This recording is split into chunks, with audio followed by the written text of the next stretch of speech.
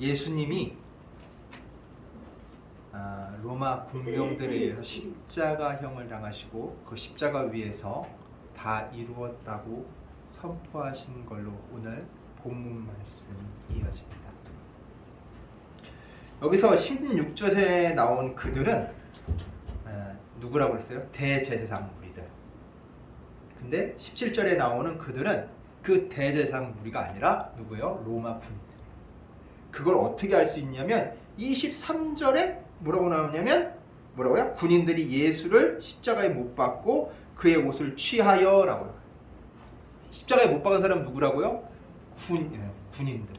군인들이 로마 군인들이 못을 박은 거예요. 자, 근데 이 십자가형은 아무한테나 내리는 형벌이 아니에요.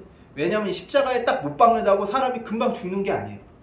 어떻게 죽냐면 십자가에 딱 못 박으면 팔이 이렇게 들죠.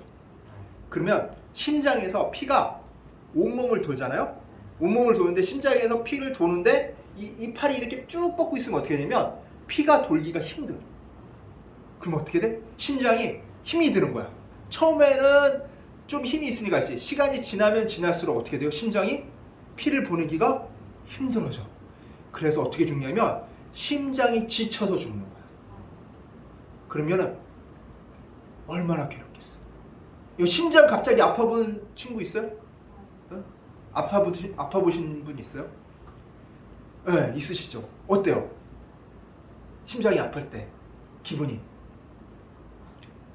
어때요? 표현 한번 해보세요. 예. 네. 아주 그냥 말로 표현 못해요. 그냥 막 금세 뭐가 죽을 것 같고요. 그냥 여기가 답답하니 네. 그냥 통증이 와요. 통증. 맞아요. 목사님도 이 심장에 통증이 온 적이 있었어요. 아주 그냥 미칠 것 같아요. 너무 아파가지고. 근데 어떻게 할 도리가 없어. 방법이 없어. 방법이. 그냥 어떻게 할 수가 없어. 그 구심이라고 약이 있거든요. 그래서 그 약을 먹으면 그런 통증이 완화된다고 해요. 근데 갑작스럽게 목사님은 이렇게 심장이 갑자기 평소에 아픈 사람이 아니라서 심장에 통증이 왔을 때 어떤 생각이 들어? 죽나? 진짜 너무 그 통증이 너무 강해가지고 어떻게 할 수가 없어. 그렇다고 겉으로 드러나는 그런 아픔도 아니라서 그렇다고 이렇게 다른 사람한테 아프다고 얘기할 정도의 그런 목소리도 안 나와요. 너무 아파가지고 이게 다른 사람한테 아프다고 얘기도 못해. 그냥 이렇게 하고 있는 거야. 그 정도로 아파요. 그런 고통 속에서 서서히 죽어가는 것이 십자가형이에요. 심장의 통증으로. 심장이 그 역할을 점점 지쳐서. 그렇기 때문에 굉장히 어때요? 잔인한 형벌이에요. 사람이 천천히 죽어. 근데 이 십자가형은 그렇기 때문에 아무한테나 내리는 형벌이 아니라 중범죄자거나 아니면 반역죄, 로마를 반역한 사람들, 로마 정부에 테러를 일으켰거나 로마 정부에 반대해서 어떠한 밀란을 일으킨다든지 했을 경우 반역죄에 해당하는 사람들, 중범죄자들에 한해서만 이 십자가형을 하는데 너무 잔인하기 때문에 너무 서서히 죽어요. 짧게는 6시간, 길게는 12시간 이상씩 걸려요. 그만큼 천천히 죽어가는 거예요. 그런 형벌이기 때문에 로마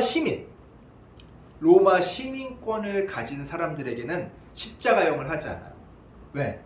너무 고통스럽게 죽기 때문에 그 사람들은 특별히 참수형에 처해요. 참수형.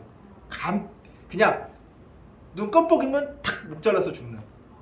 죽을 때 편하게 죽으라는 거예요. 로마 시민은. 근데 로마 시민이 아닌 사람들은 이렇게 중범죄자거나 반역죄를 저질렀을 때 십자가형을 통해서 그 괴로워하는 것들이 그 주변 사람들이 봐야 안 봐요? 다 보죠. 너희들 로마한테 반역하면 이렇게 돼. 너희들 다른 사람한테 못된 짓 하면 사람을 죽이거나 강도짓 하거나 이렇게 하면은 이렇게 무서운 형벌을 받아. 그러니까 너희들 죄 짓지 말고 로마에 반역하지 말고 살아야 돼 라고 경고하는 의미예요. 십자가요. 그래서 사람들한테 잘 보이는 곳에서 십자가형을 해요. 그래서 오늘 본문 말씀에 보면은 이렇게 나와요. 예수께서 20절에 예수께서 못 박히신 곳에 성에서 가까운 고로, 성에서 가깝다. 많은 사람들이 그 골고다 언덕에 가지 않아도 멀리서나마 그 십자가형을 한 것을 다 볼 수 있어요. 그리고 옛날 사람들은, 지금 사람들은 눈이 나빠가지고 멀리 있으면은, 목사님도 눈이 나쁘긴 한데 잘 안 보이잖아요. 그때 사람들, 옛날 사람들은 지금 사람들보다 눈이 훨씬 좋았어요. 그래서 예수님의 죄명을 달린 패에 유대인이란 왕인 글자를 성에서도 다 보이는 거야. 근데 그 죄에 달린 그 패를 십자가에 붙였는데 어느 나라 말로 썼냐면 헬라말, 로마말, 그 다음에 히브리 말로 다 적었어요. 아니, 이건 뭐냐면 히브리 말을 할 줄 아는 사람들도 읽을 수 있고요, 헬라 말을 할 줄 아는 사람도 읽을 수 있고, 공용어인 그 다스리는 사람들이 쓰는 로마 말을 할 수 있는 사람들도 무슨 죄 때문에 예수님이 십자가에 못 박히는지를 알 수 있게끔 만든 거예요. 근데 이 패를 보니까 불만을 가진 사람이 있어. 죄명을 보니까 너무나도 불만인 거야. 누가 불만이었을까? 누가 불만이었을 것 같아요? 바로 대제사장들이 불만이었어요. 대제사장들이 예수님을 뭘로 고발했어요? 반역죄로 고발했잖아요. 유대인의 왕이다, 왕이라고 한다. 우리에겐 왕은 누구밖에 없다? 아니요. 대제사장들이 뭐라고 했냐면 당연히 하나님밖에 없다고 해야지. 근데 뭐라고 했냐면 자기들의 왕은 로마 왕밖에 없대요. 로마 황제밖에 없다고 했어요. 근데 유대인의 왕이라고 고발했기 때문에 반역죄로 예수님이 십자가형에 처해진 거예요. 그러면 유대인의 왕이라고 하는 제명이 맞잖아요. 근데 그들은 뭐라고 고치라고 했냐면 20절에 이렇게 나와요. 21절에 이렇게 나와요. 유대인의 대제사장들이 빌라도에게 이르되 유대인의 왕이라 쓰지 말고 자칭 유대인의 왕이라고 써요. 뭐라고 써요? 자칭 유대인이야. 자기 스스로 유대인의 왕이라고 주장했다라고 쓰라는 거예요. 근데 빌라도가 들으니까 기분 나쁠까 안 나쁠까? 맞아요. 기분이 나빠요. 자칭 유대인의 왕이라면 그냥 미친 사람 취급할 수도 있는 거고, 혼자 나 유대인의 왕이 하고 돌아다니는 사람을, 말로만 그렇게 돌아다니는 사람을 굳이 잡아다가 십자가형에 처할 이유가 없잖아요. 반역죄가 드러나야지 처하는 건데, 이거 너희들이 원하는 대로, 너희 대제사장들이 원하는 대로 내가 반역죄로 판결까지 내렸는데 이제는 뭐야? 그렇게 자기들이 원하는 대로 해줬더니 뭘 요구해요? 이제는 자신들이 재판장이 된 것처럼, 야, 판결 내용도 바꿔. 자칭 유대인의 왕이라고 바꿔줘. 그러니까 재판장인 빌라도가 화가 나죠. 아니, 이것들이 이제는 재판장 노릇까지 하려고 그래? 그래서 총독권위에 도전하는 걸로 느끼는 거예요. 그래서 뭐라고 얘기하냐면 이렇게 얘기하는 거예요. 22절에 빌라도가 대답하되 내가 쓸 것을 썼다. 그 이유에서 유대인의 왕이라고 한 편말이 여기까지 들어요. 근데 이것도 다 하나님의 뜻이에요.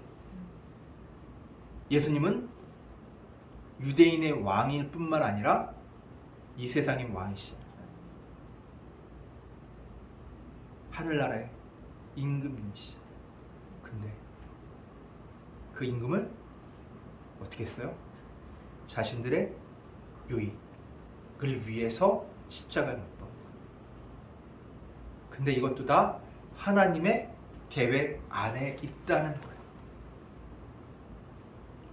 그리고 그 계획이 성경 말씀이 이루어짐으로 인해서 확실하게 사람들에게 증거가 돼요. 그냥 이 요한복음을 쓴 이 요한이 주장하는 것이 아니라 성경 내용이 이루어지는 거야. 그러면서 23절하고 24절이 이렇게 나와요. 겉옷은 4기수로 나눠. 4조각으로 나눈 거. 겉옷은 4조각으로. 야, 우리가 이게 생각하기 이럴 수 있어요. 아니, 옷을 굳이 4등분해서 찢어가지고 왜 그렇게 써? 근데 옛날에는요, 사람이 옷이 2벌밖에 없어. 부자들은 옷이 많겠지만 일반 사람들은 옷이 2벌이에요. 속옷하고 겉옷. 이불도 없어. 밤에 잘 때 뭐 덮고 자? 겉옷 덮고 자는 거야. 웃기죠? 이불도 없고. 야, 우리 다 옛날 사람에 비해 부자로 사는 거예요. 옛날에 옷 딱 2개야. 응? 어? 겉옷을 덮고 잔다고요. 겉옷을 뺏으면 안 돼요. 근데 그 겉옷이 그만큼 중요했으니까 그건 뭐예요? 천이 지금처럼 공장에서 나오는 게 아니라 사람이 일일이 천을 짜야 됐어요. 그래서 옷을 찢어서 가지더라도 그 천은 값어치가 있어요, 없어요? 있어요. 왜냐하면 옷이 입다 보면 헤어지잖아. 헤어지면 어떻게? 옷 한 벌이니까 옷 한 벌 새로 사? 아니죠. 옷을 어떻게 해요? 빵꾸난 데를 기워야 되는 거야. 기워야 되기 때문에 천 쪼가리가 귀한 거예요. 충분히 값어치가 있기 때문에 겉옷을 그렇게 4등분으로 나눠 가진 거예요. 로마 병사들이. 근데 속옷을 보니까 하나로 짠 거야. 어떻게 짰냐면 대부분의 옷은 어떻게 돼요? 옷 천 있으면 천을 다 이어붙이죠. 여기 봉제선 있듯이 옷을 다 이어붙여서 만들어요. 근데 우리가 스웨터 같은 거를 짤 때, 털실로 짤 때 한꺼번에 옷 모양을 다 짜죠. 그렇잖아요. 털 옷 모양을 다 짜잖아요.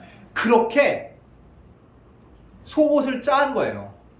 그러면은 자, 일반 천을 짜가지고 이렇게 이어붙여서 만든 것보다 훨씬 더 많은 힘이 들어가요. 노력이 들어가요. 정성이 들어가요. 그거는 쉽게 만들어지는 게 아니에요. 그럼 어때요? 더 귀하겠죠? 근데 그것을 4등분해서 잘라 가지면 값어치가 있어, 없어? 없어요. 맞아요, 없어요. 그래서 야, 이거 귀한 거니까 우리 한 사람이 갖자. 그걸 어떻게 갖자고? 제비 뽑아서 갖자. 그래야지 공평하잖아. 그래서 누구든지 내가 고참이라서 갖는 게 아니라, 신참이라서 갖는 것이 아니라, 내가 더 많이 일해서 갖는 것이 아니라 우리 공평하게 여기 있던 4명의 사람 중에 한 명이 제비 뽑아서 갖자라고 그들이 모의를 한 거예요. 그렇게 가졌어요. 근데 이게 성경에 이미 예언이 되어 있었다는 거예요. 자, 우리 시편 22편 18절 한번 볼까요? 구약 817페이지 누가 한번 읽어주실래요? 구약 817페이지 시편 22편 18절 말씀 한번 읽어주세요.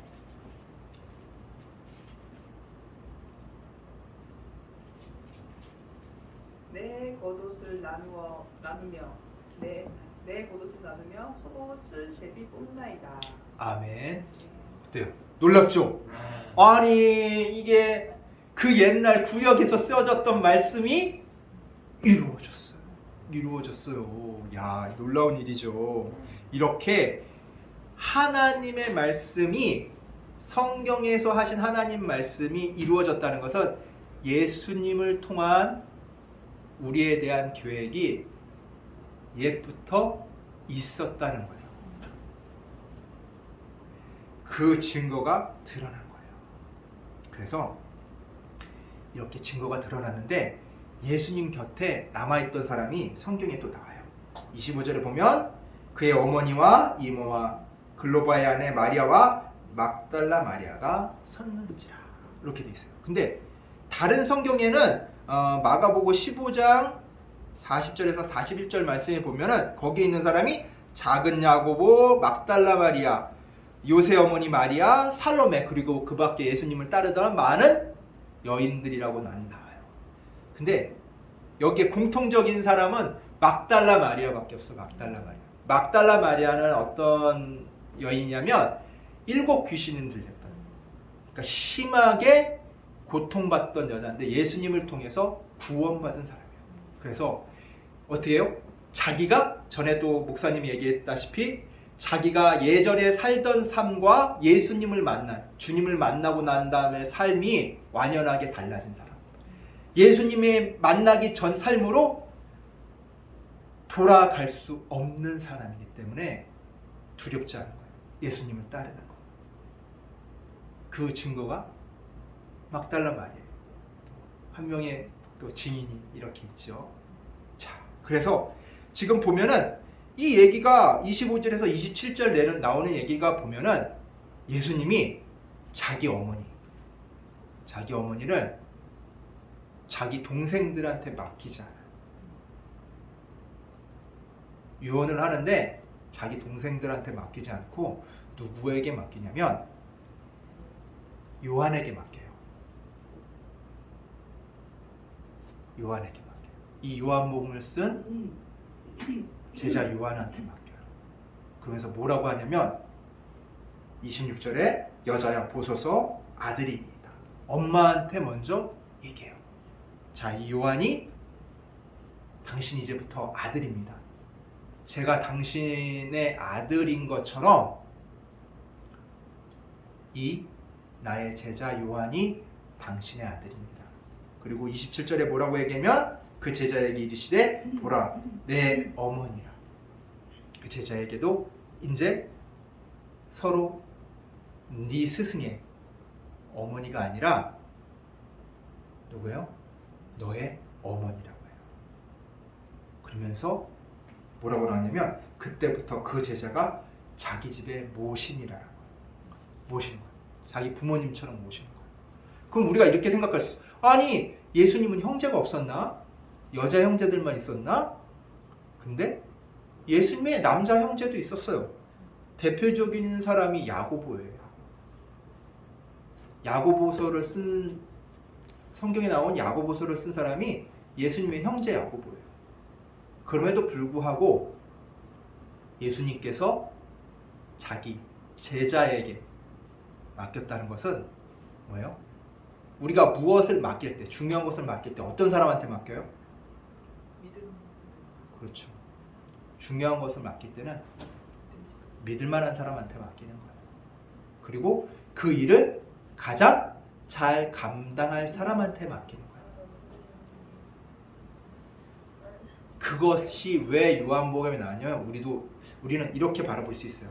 요한은 예수님이 보기에 어떤 사람이에요? 믿을 만한 사람이에요. 그리고 그 일을 충분히 감당할 만한 사람이라는 것을 증거하고 있는 거예요. 어떻게 보면 자기 자랑이잖아.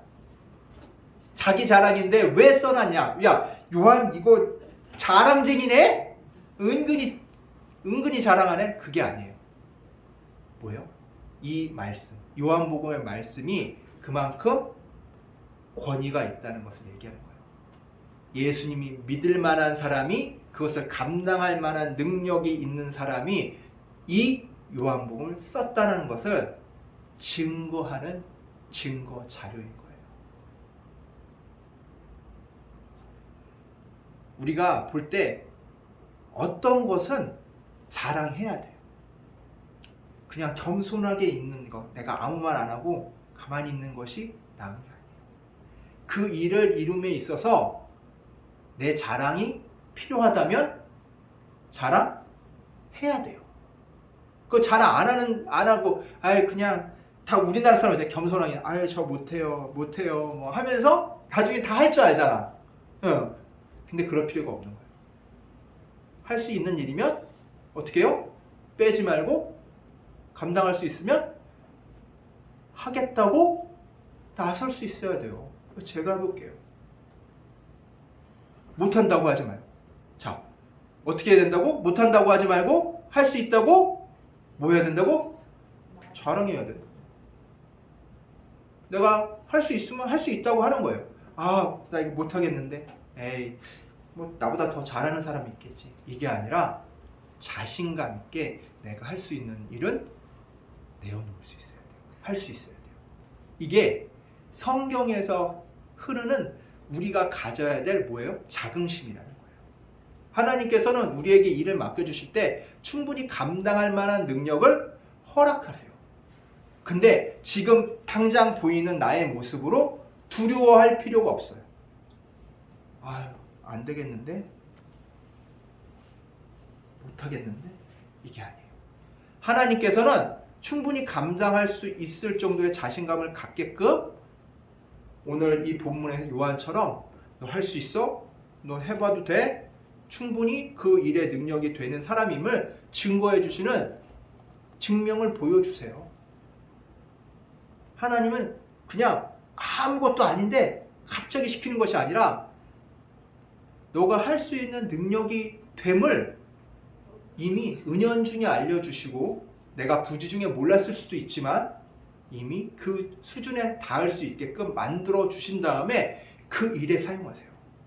내가 못하는데 아무런 능력도 없는데 아무런 할 것도 없는데 그 일을 갑자기 맡기시는 게 아니라 하나님은 마치 단련하듯이 내가 하나님의 일을 할 수 있게끔 차근차근 그 일을 위해서 나를 만들어 놓으세요. 마치 우리가 장난감 조립하듯이 맨 처음에 장난감 하나 두 개씩 조립했을 때 그 장난감 전체 모양이 안 드러나잖아요.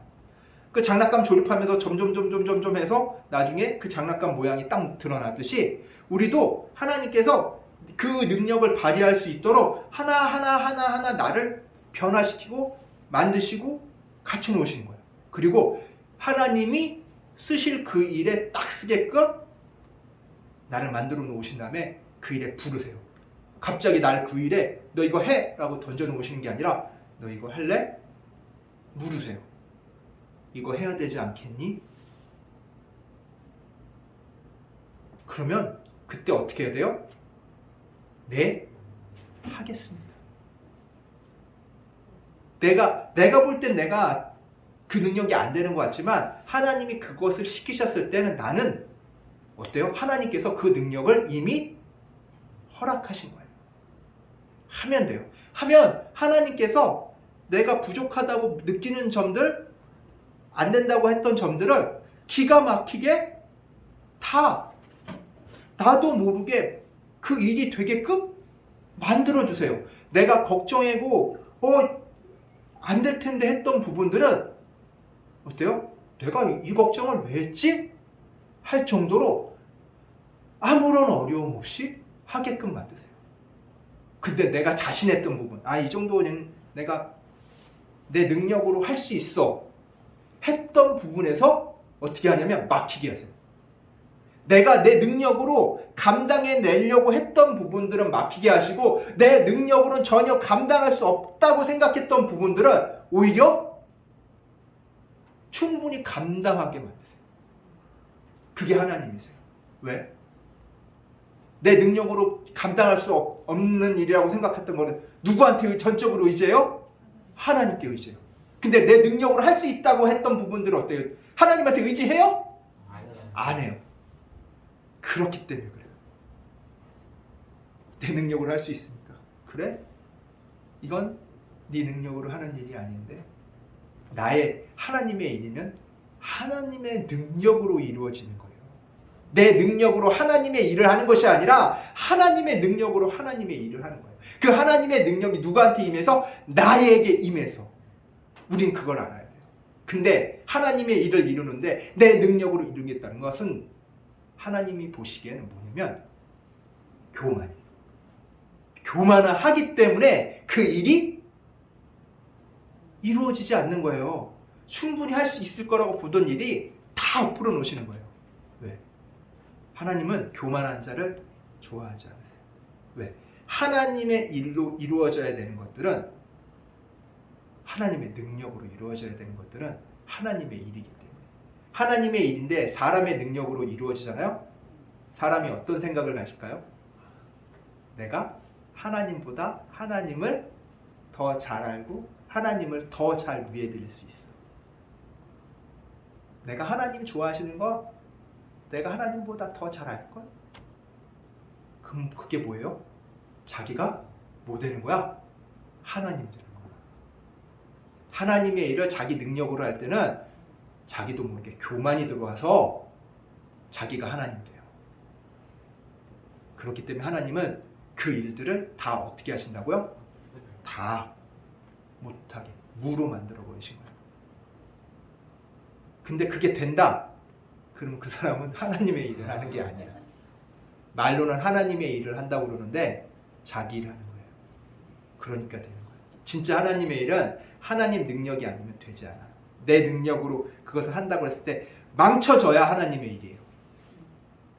우린 그것으로 구분할 수 있어야 돼요. 근데 자기 능력으로 하는데 하나님의 일이라는 간판을 걸어놓고 하는 사람들도 있어요. 그런 것들은 간혹 성공하고 잘 돼요. 우리가 모를 수도 있어. 그게 하나님의 일을 하는지 사람의 일을 하는지 모를 수도 있지만 그거는 시간이 지나면 다 드러나요. 하나님께서 다 드러나게 만드세요. 그게 하나님이 하시는 일이에요. 그것이 하나님의 일의 능력 안에서 하는 우리들의 자세는 뭐냐면 어떻게 해야 돼? 내 능력으로 하는 것이 아니라 누구의 능력을 갈구해야 돼요? 하나님의 능력. 그럼 되는 거예요. 능치 못한 일이 없는 거예요. 그래서 오늘 28절부터 30절까지의 말씀을 보면 예수님이 돌아가시는 이야기가 나와요. 자, 28절에 보면 이렇게 나옵니다. 그 후에 예수께서 모든 일이 이미 이루어진 줄 아시고 성령을 응하게 하시려 하사 이르시되 내가 목마르다. 예수님 옷을 나눠서 가졌던 것처럼 성경의 일이 다시금 임하게 하시는, 이루어지게 하시기 위해서 하시는 거예요. 예수님은 딱 보니까 이미 하나님의 원하시는 일들이 된 거예요. 모든 일이 이미 이루어진 줄 아신다는 얘기면 하나님 뜻대로 예수 그리스도께서 세상의 죄를 짊어지시고 어떻게 해요? 대속죄물이 돼서 우리의 죄, 인류의 모든 죄를 안고 가심을 통해서 우리가 어떻게 되는 거예요? 구원받는 거예요. 구원받는 일이 이미 예수님께서 내가 죽음으로 인해서 이 십자가형을 통해서 죽음으로 인해서 이 일이 이루어지는구나 라는 걸 아셨다는 거예요. 그렇다면 우리가 이렇게 생각해 볼 수 있어요. 아니 하나님이 전지전능하시다는데 굳이 예수님이 이렇게 비참하게 십자가에 돌아가셔야 돼? 뭐 때문에? 대속제물이라도 이렇게 너무한 거 아니야? 굳이 대속제물이 필요 있어? 이렇게 생각할 수도 있어요. 근데 중요한 것은 우리가 그 하나님의 뜻을 이해하는 것을 하나님께서 신경 쓰실까? 아니에요. 그것은 중요한 문제가 아니에요. 우리가 이해할 수 있는 방향대로 이해하는 대로 하나님께서 그 구원 사역을 이루시는 것이 아니라 누가 이해하게끔? 본인 하나님께서 인정하실 만한 방법으로 구원을 이루신다는 거예요. 자, 우리가 보면은 창세기 22장을 보면은 아브라함 얘기가 나오잖아요. 아브라함이 모리아산에 누구를 데려가요? 자기 아들 이삭을 데려가서 하나님께서 어떻게 하라고 그래요? 번제로 제물로 바치라고 그러죠. 그러니까 아브라함 저 못하겠어요. 어떻게 아들을 바쳐요? 이랬나요? 아니죠. 가서 아들을 바쳤어요. 그때 아브라함은 살밤낮으로 고민했어요. 왜? 금방 바치라는 것도 아니고 사흘길이야. 걸어가야 돼. 사흘길 동안. 얼마나 고민이 많았겠어. 하나님께서 바치려고 하는데 진짜 원하시는 건가? 별의별 생각이 다 들었을 거예요. 그 아들이 진짜 어떤 아들이에요? 눈에 넣어도 안 아픈 아들이야. 자기 모든 것을 다 바쳐도 모든 것을 다 잃어도 그 아들만큼은 진짜 살리고 싶은 그런 아들. 그 귀하기 귀한 아들이에요. 근데 그 아들을 바치러 가는 길에 그 사흘 동안 고민이 많았을 거라고요. 아마 숨 쉬는 것조차 어려웠을 거예요. 그만큼 힘들어서. 그럼에도 불구하고 바치려고 할 때 하나님께서 어떻게 됐어요? 이삭의 몸에 손대지 말라고 하셨어요. 이제야 네가 나를 경외하는 줄 알겠다. 네가 나를 사랑하는 줄, 아브라함한테 네가 나를 사랑하는 거를 이제야 내가 알겠다는 거예요. 그럼 뭐야? 같은 하나님이 이해하는 방식은 뭐예요? 가장 소중한 것을 내어주는 것. 그것이 하나님이 인정하는 사랑의 방식인 거예요. 그래서 하나님이 가장 소중한 건 뭐예요? 외아들 예수 그리스도를 우리를 위해 내어주신 거예요. 그것을 통해서 우리의 사랑, 하나님께서 우리를 얼마나 사랑하시는지 하나님께서 증명해 보이시는 거예요. 누가 인정하는 방법으로? 하나님 본인이 인정하는 방법. 우리더러 인정을 바라고 그렇게 해주시는 것이 아니라 하나님이 인정하는 방식으로 우리에게 그 사랑을 표현하신 거예요. 그렇기 때문에 예수님께서 십자가에 매달리셨는데 예수님은 하나님의 아들이기 때문에 고통 없이 매달리셨어요. 거짓말이에요, 그건. 그렇게 말하는 사람들은 다 가짜예요. 똑같이 십자가에서 고통받으셨어요. 인간이 받을 수 있는 최대한의 고통을 받으시고 돌아가신 거예요. 왜? 왜 그 고통을 받으시면서 돌아가셨냐? 그것은 하나님이 인정하는 방식이기 때문에 그런 거예요. 하나님의 인정하는 방식이기 때문에 예수님께서는 그 고통 속에 우리의 죄를 위하여 돌아가신 거예요. 우린 그걸 기억해야 돼요. 우리가 세상으로부터 인정을 받기 원해요. 인정받는 거 좋아요. 근데 가장 누구에게 먼저 인정을 받아야 된다고? 하나님께 먼저 인정을 받아야 되는 거예요. 예수님은 하나님께 인정받기 위해 기꺼이 하나님 뜻대로 자신을 십자가에 매달리시는 거예요. 허락하신 거예요. 그 뜻을 따르신 거예요. 사랑하는 우리 주찬학교의 성도 여러분,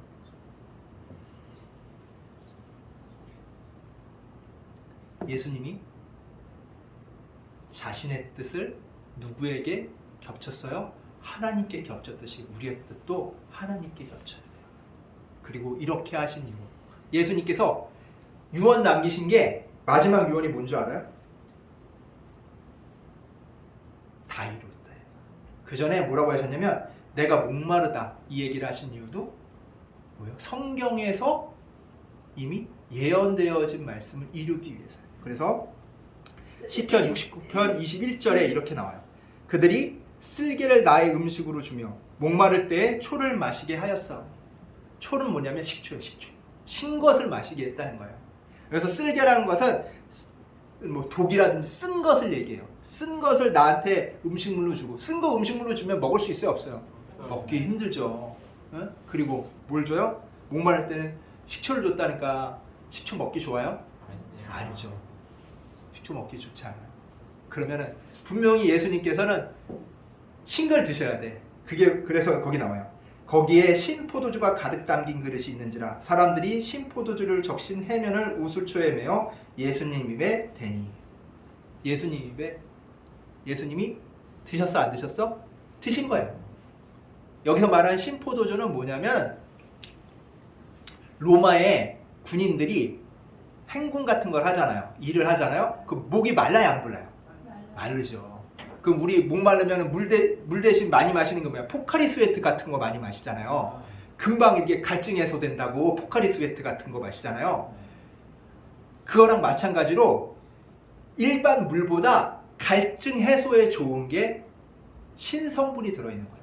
그래서 물은 상할 수 있어요. 그 다음에 물에는 예전에는 이렇게 수돗물 같은 게 없잖아요. 소독되어 있지 않기 때문에 소독되어 있는 것이 뭐냐면 포도주예요. 포도주. 먹어도 탈이 안 나는 거예요. 그러니까 신포도주를 먹으면 어떠냐면 갈증이 금방 해소되고 금방 갈증이 잘 안 오는 거예요. 그러니까 포카리 스웨트로 생각하면 돼요. 네, 포카리 스웨트 같은 그런 음료를 로마 군인들이 먹던 그 음료가 있는 거예요. 옆에. 그러면 어떻게 돼서? 그 그릇에서 목마르다고 하니까 준 거예요. 그래서 예수님께서 그걸 마시는 것조차도 뭐예요? 성경에 이미 예언이 되어 있는 거예요. 놀랍죠? 네. 그리고 신포도주를 받으신 후에 30절에 이렇게 나와요. 이르시되 다 이루었다 하시고 머리를 숙이시니 영혼이 떠나가신지라. 다 이루었대요. 다 이루었다. 자, 이 세상 마지막 떠나는 순간까지 하나님 뜻을 따르는 사람만이 할 수 있는 최대 표현이 뭐예요? 다 이루었다. 다 이루었다. 하나만 이룬 것이 아니라 다 이루었다는 거예요. 자, 우리가 하나님께서 나에게 계획하신 바가 있어요. 우리 하나님을 믿는 사람들 각자에게 하나님께서 주신 계획하신 바를 우리는 뭐라고 그러면 사명이라고 해요. 사명. 다 있어요. 다 있는데 이 사명을 우리에게 주신 사명을 다 이루기까지는 우리는 이 땅을 떠나지 않아요. 죽지 않아요. 이 사명을 다 이루는 날 하나님께로 가는 거예요. 내가 볼 땐 나 죽을 것 같아. 나 이제 나 힘들어. 이런다고 죽는 것이 아니라 하나님이 보시기에 하나님께서 맡겨준 사명을 내가 다 끝까지 다 이루었을 때 하나님께서 이제 내 곁으로 오라고 허락하시는 거예요. 그래서 저분은 저렇게 착하게 살았는데 왜 이렇게 일찍 돌아가셨어? 안타까워할 필요가 없어요. 왜냐면 하나님 보시기에 그분은 이미 본인의 사명을 다 이루신 거예요. 하나님께서 맡겨주신 사명을 다 이뤘기 때문에 하나님께서 더 평안한 자리, 우리의 온전한 안식처, 천국으로 부르시는 거예요. 우리 믿는 자는 그런 거예요. 믿지 않는 사람은 별의별 말을 다 할 수 있어요. 근데 우리 믿는 사람은 내가 내 사명을 감당하기 전까지는 하나님께서 부르지 않으세요. 그리고 내 사명을 하나님 보시기에 다 감당했을 때 하나님께서 부르세요. 그때는 여행 다 끝난 거야. 빠이빠이 하고 즐거운 마음으로 가는 거야. 그게 어떻게 가는지는 우리는 알 수 없지. 우리가 지금 이게 뭐냐면 하나님께서 계획하신 바를 이루기 전까지는 어떠한 자리라도 우리가 버텨야 된다는 거예요. 나 못 살겠어. 나 힘들어. 도망가는 곳이 어디야? 자살이야, 자살. 너무 힘들어서 나 이렇게는 도저히 살지 못하겠어. 마지막으로 사람이 도망가는 것이 자살이에요. 근데 우리 그리스도인들은 내 사명을 다해야 되잖아. 죽고 싶은 자리라도 어떻게 해야 돼? 버텨야 되는 거야. 버텨야 돼. 내 사명을 감당하기 위해서. 그 자리에 있는 거가 그 사명 감당하는 거예요. 내가 무슨 일, 사람들 보기에 어떠한 일을 이루어 나가는 게 감당하는 것이 아니라 하나님이 하라는 일, 하나님 이스라엘이 있는 것이 그 사명을 감당하는 거예요. 그 사람들이 볼 때 아무것도 아닐 수 있어요. 근데 하나님은 아시잖아요. 그 감당하고 있으면 돼요. 반대로 하나님께서 계획하신 바가 끝나면 아무리 좋은 자리라도 어떻게 해야 돼? 내려와야 돼요. 막 영광된 자리, 막 다른 사람한테 칭찬받는 자리 하나님 허락하셔가지고 하나님의 계획을 이루려고 그 일을 하는 경우가 있어요. 근데 하나님 계획하신 바가 딱 끝났어. 근데 내가 그 높은 자리에 앉아서 사람들한테 막 칭찬받고 그 사람들이 내가 무슨 말을 하면은 막 귀 기울여 들어주고 내가 무슨 말 하면 그게 다 이루어지고 사람들이 그것대로 하고 그런 모습을 보면은 어떻게 해요? 그 자리에서 내려오고 싶어요? 내려오고 싶지 않아요. 내가 시킨 대로 다른 사람이 그 자리에 있으면 다 하는데 그렇잖아요. 안 내려오려고 하잖아. 다른 사람은 내 마음대로 할 수 있고 어떤 일을 내 뜻대로 할 수 있는 자리면은 내려오기 쉽지 않다고. 근데 하나님께서 이제 너는 이 자리에서 할 일을 다 끝났어. 이제 내려와라 했을 땐 어떻게 해야 돼? 아쉽더라도 내려와야 돼. 자기가 없으면 안 될 것 같아도 그냥 탁탁 털고 내려와야 돼. 그게 하나님의 원하시는 일을 하는 사람이에요. 내가 아무리 힘든 일이라도 하나님께서 맡겨주시면 그 자리에 있어야 되고, 아무리 나한테 좋고 기분 좋고 진짜 내가 오래 있고 싶은 자리라도 하나님이 가라고 하시면 그냥 탁탁 털고 나갈 수 있어야 돼요. 왜 그럴 수 있어야 돼요? 하나님께서는 우리를 위해서 더 좋은 자리를 이미 어디다 마련해 주셨어? 천국에 마련해 놓으셨기 때문에 눈앞에 보이는 그 아무것도 아닌 것에 매달리지 말아야 돼요. 딱 놓을 수 있어야, 하늘을 바라봐야 지상의 것을 놓을 수 있어요. 지상의 것을 쭈켜쥐고 있으면 하늘의 것을 잡을 수가 없어요.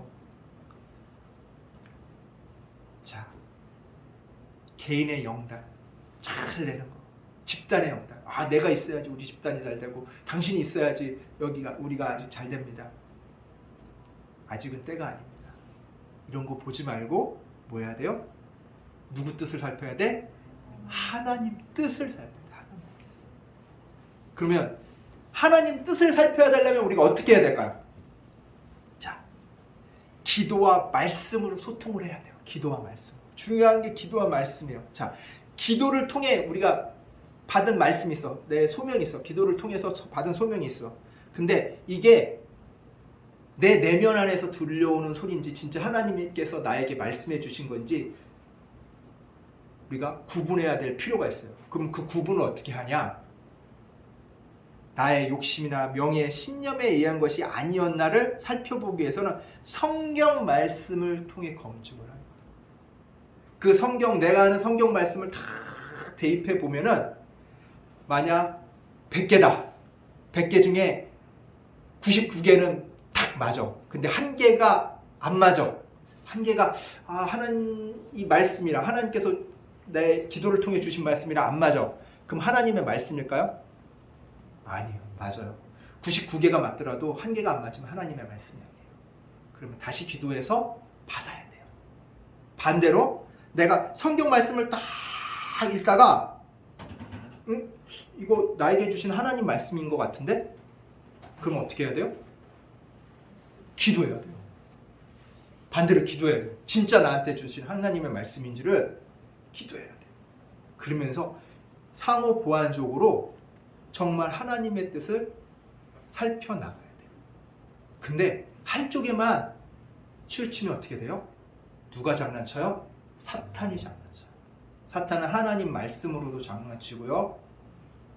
광명의 천사로 나타나서도 장난을 쳐요. 성경에 있는 하나님 말씀으로도 장난치고 광명의 천사로 가장을 해서 마치 하나님 말씀, 기도로 통해서 하나님이 주신 말씀인 양으로 위장을 해서 우리를 혼란스럽게 할 수 있단 말이에요. 그것을 우리가 간파하기 위해서는 기도와 말씀을 같이 가져와야 돼요. 기도에서 받은 말씀이면 성경을 통해서 검증하고 성경을 통해서 받은 말씀이면 기도를 통해서 확증을 받아야 되는 거예요.